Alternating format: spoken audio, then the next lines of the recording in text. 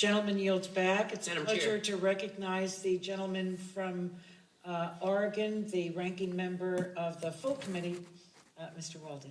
Thank you very much, Madam Chair. And before I use my time, I do have just a parliamentary question for you, if you would yield to that. Madam Chair.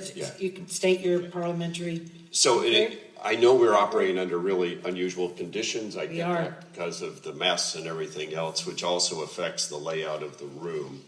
I know when we do oversight and investigation hearings, I know that's not what we're doing here.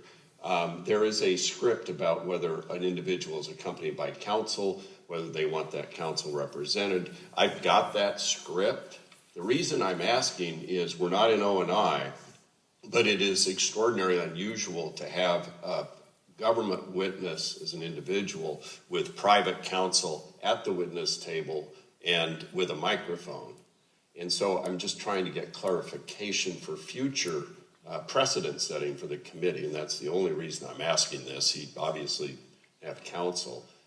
If we should follow the protocol that is prescribed for the Oversight and Investigations Committee in similar circumstances. Well, I think this is the first time that asked. We have another first here. When Dr. Bright came in this morning with his attorney, she requested the microphone.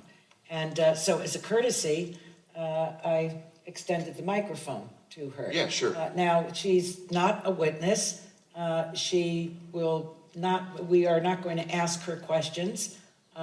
She's simply accompanying her client. So I don't, is it a and I have no problem? objection to any of that. It's just that, can I read you what this text is and maybe that resolves it? Well, this isn't O&I. This is, are Right, you suggesting that we need to follow what O&I does? I'm just saying that